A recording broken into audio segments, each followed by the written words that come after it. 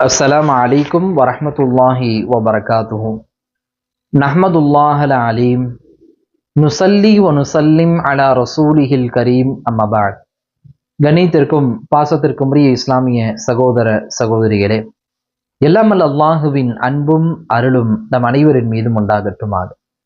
பெருமானாருக்கு பிரியமானவர்கள் யார் என்கின்ற தொடரில் நாம் இறுதியாக ஸல்லல்லாஹு அலைஹி வஸல்லம் அன்சாரி சஹாபிகளை எந்த அளவுக்கு நேசித்தார்கள், மதீனத்து தோழர்களின் மீது, அந்த மக்களின் மீது ஸல்லல்லாஹு அலைஹி வஸல்லமுடைய பிரியமும் அன்பும் எந்த அளவுக்கு இருந்தது என்பதை தொடராக ஒவ்வொரு செய்திகளாக நாம் பார்த்து வருகிறோம். அந்த வரிசையில் இன்றைக்கு ஒரு அற்புதமான ஒரு ஆச்சரியமூட்டும் ஒரு நிகழ்வை இன்ஷா அல்லாஹ் நாம் பார்க்க இருக்கிறோம்.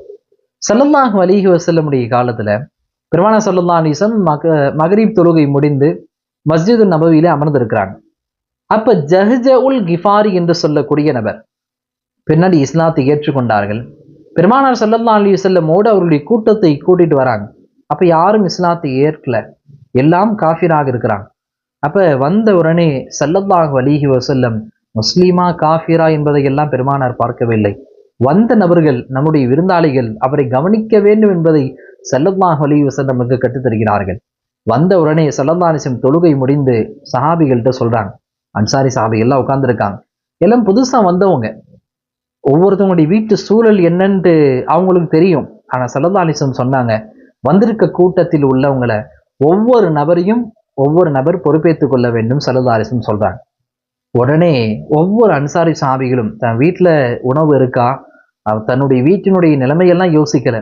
பெருமானார் ஸல்லல்லாஹு அலைஹி வஸல்லம் ஒரு வார்த்தை சொன்னால் அதை நான் செயல்படுத்துவேன், அதை நான் நடைமுறைப்படுத்துவேன் என்பதில் ஆணித்தனமாக இருந்தவர்கள் அன்சாரி சஹாபிகள். உடனே ஒவ்வொரு சஹாபிகளும் ஒவ்வொரு நபரை வீட்டுக்கு விருந்தாளியா கூட்டிட்டு போயிட்டாங்க.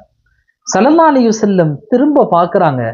திரும்பி பார்த்தா ஒரே ஒரு நபர் மட்டும் உட்கார்ந்துருக்கார்.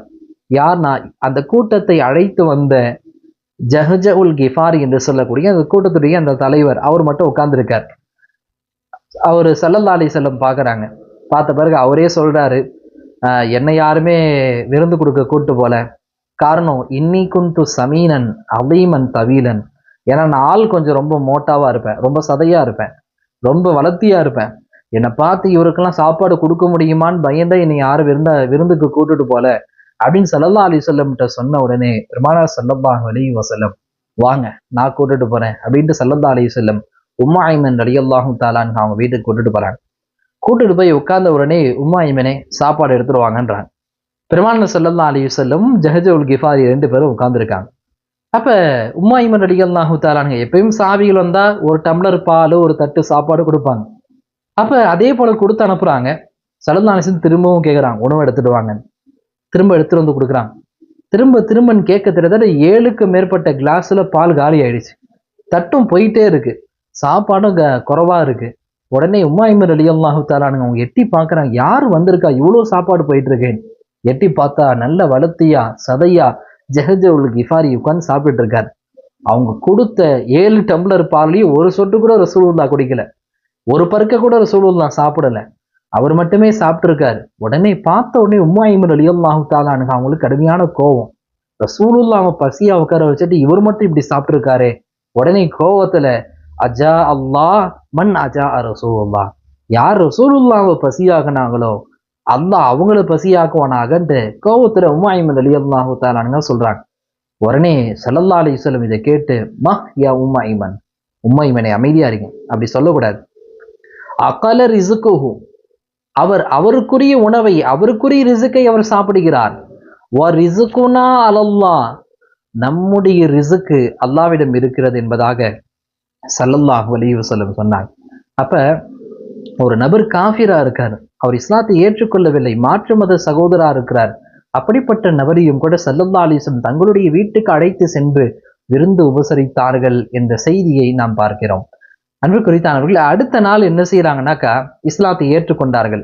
ஜஹ்ஜுல் கிஃபாரியோடு ஒட்டுமொத்த கூட்டம் இஸ்லாத்தை ஏற்றுக்கொண்டார்கள். அதே போல மக்ரிப் தொழுகை முடிகிறது. முடிந்தவுடன் ஸல்லல்லாஹு அலைஹி வஸல்லம் சொல்றாங்க, இன்னைக்கும் ஒவ்வொரு நபர் என்ன செய்யுங்க, விருந்துக்காக அழைச்சிட்டு செல்லுங்கன்றாங்க. உடனே எல்லாரும் அதே போல நேற்று அழைத்து சென்றதை போல எல்லாரும் கூட்டிட்டு போயிட்டாங்க. அப்ப பெருமானார் திரும்பி பார்க்கறாங்க, ஜஹ்ஜஉல் கிஃபாரி அவங்க மட்டும் உட்கார்ந்துருக்காங்க. உடனே ஸல்லல்லாஹு அலைஹி வஸல்லம் பார்த்து சிரிக்கிறாங்க. அப்ப ஜஹஜுல் கிஃபாரி சொல்றாங்க, யா ரசூலுல்லாஹ், இன்னைக்கு என்னை யாரும் கூட்டிட்டு போல, இன்னைக்கும் என்னை யாரும் விருந்துக்கு அழைக்கல அப்படின்னு சொன்ன உடனே ஸல்லல்லாஹு அலைஹி வஸல்லம் சிரித்த வண்ணம் அவங்க ஜஹஜுல் கிஃபாரி ரலியல்லாஹு அன்ஹு அவங்களை அழைத்து உம்மைமன் ரலியல்லாஹு அன்ஹு வீட்டுக்கு கூட்டு போறாங்க. இப்போ உம்மைமன் ரலியல்லாஹு அன்ஹு வீட்டுக்கு போனோன்னே இந்த தடவை கொஞ்சம் ப்ரிப்பேரா நம்ம ஆயிடுவோன்ட்டு வந்த நபர் யாருன்னு பார்த்துக்கிட்டாங்க. பார்த்தா நேத்து வந்த அதே நபர். உடனே சாப்பாடெல்லாம் கொஞ்சம் ஜாஸ்தியா ரெடி பண்ண ஆரம்பிச்சிட்டாங்க. 7 டம்ளர் போன இடத்துலலாம் 10, 17 டம்ளர் அளவுக்கு பால் ரெடி. சாப்பாடெல்லாம் 10 தட்டுக்கு மேல சாப்பாடு ரெடியா வச்சிருக்காங்க. பெருமானார் ஸல்லல்லாஹு அலைஹி வஸல்லம் சாப்பாடு கொண்டு வாங்கன்னு சொன்ன உடனே எல்லா சாப்பாடுகளையும், எல்லா தண்ணீர் பாகங்களையும், எல்லா பாலையும் எடுத்துட்டு வந்து வைக்கிறாங்க. அப்ப ஜஹஜுல் கிஃபாரி அவங்க ஒரே ஒரு டம்ளர் பால் அதை குடிச்சிட்டு போதும் வயிறு நிறைஞ்சிருச்சுன்றாங்க. ஸல்லல்லாஹு அலைஹி வஸல்லம் எல்லாத்தையும் எடுத்துட்டு போங்கன்ட்டாங்க. உமைமர் ரலியல்லாஹு தஆலா அன்ஹு கேட்குறாங்க, ரசூலுல்லாஹ், நேத்து ஒருத்தர் வந்தாரு விருந்தாளியே, அவர் தான் வந்ததா இல்ல வேற ஆள் வந்திருக்காங்களான்னு கேட்டாங்க. இல்ல அதே ஆள் தான். அப்ப நேத்து மட்டும் 7 டம்ளர் பால் இவ்வளோ உணவு சாப்பிட்டவரு இன்னைக்கே வெறும் ஒரே ஒரு டம்ளர் பாலோட அவருடைய உணவை நிறுத்தி கொண்டார் என்பதாக உமைமர் ரலியல்லாஹு தஆலா அன்ஹு கேட்கும் பொழுது ஸல்லல்லாஹு அலைஹி வஸல்லம் சொன்னாங்க, நேத்து அவர் காஃபிராக வந்தார், அதனால எவ்வளோ அவர் சாப்பிட்டாலும் அல்லாஹ் அதுல பரக்கத் செய்யல. இன்னைக்கு அவர் என்னோடு முஃமினாக முஸ்லீமாக வந்திருக்கார், அதனால ஒரு டம்ளர் பால் அல்லாஹ் பரக்கத் செய்தான். அவருடைய வாழ்க்கை முழுக்க அவருடைய உணவு இப்படிதான் இருக்கும்னு ஸல்லல்லாஹு அலைஹி வஸல்லம் சொன்னாங்க. இப்ப அன்பிற்குரித்தான் அவர்களே, இந்த நிகழ்வின் மூலமாக நாம் எடுத்து நடக்க வேண்டிய படிப்பினைகள் ஏராளம். நம்மிடம் விருந்துக்காக வரக்கூடிய நபர்களை முகம் சுளிக்காமல் அவர்களை நாம் விருந்தோம்பல் செய்ய வேண்டும். அது மாற்று மத சகோதரர்களாக இருந்தாலும் சமத்துவத்தை பெருமானார் ஸல்லல்லாஹு அலைஹி வஸல்லம் அந்த காலத்திலே நமக்கு ஒரு படிப்பினையாக சொல்லி கொடுத்திருக்காங்க. அது மட்டுமல்ல, அன்சாரி தோழர்கள் அவங்க வீட்டினுடைய சூழல், வீட்டினுடைய நிலைமை எதுவுமே யோசிக்காமல் எம்பெருமானார் ஸல்லல்லாஹு அலைஹி வஸல்லம் ஒரு வார்த்தை சொன்னால் அதை தயங்காமல் நாங்கள் செய்வோம் என்கின்ற அந்த பக்குவம் பெருமானாருடைய உள்ளத்தில் மிக பெரும் ஒரு பிரியத்தை ஏற்படுத்தியது என்ற செய்தி நமக்கு விளங்குகிறது. எல்லாம் அல்லாஹு ஜல்ல சுப்ஹானஹு தஆலா அப்படிப்பட்ட பெருமானாரை கண்மூடித்தனமாக பின்பற்றுவதை போன்று நாமும் பெருமானாருடைய வாழ்க்கையை எடுத்து நடப்பதற்கு அல்லாஹ் தௌஃபீக் செய்வானாக. இன்ஷா அல்லாஹ் அடுத்த தொடரில் சுவாரஸ்யமான செய்திகளோடு சந்திப்போம். அஸ்ஸலாமு அலைக்கும் வரஹ்மத்துல்லாஹி வபரகாத்துஹு.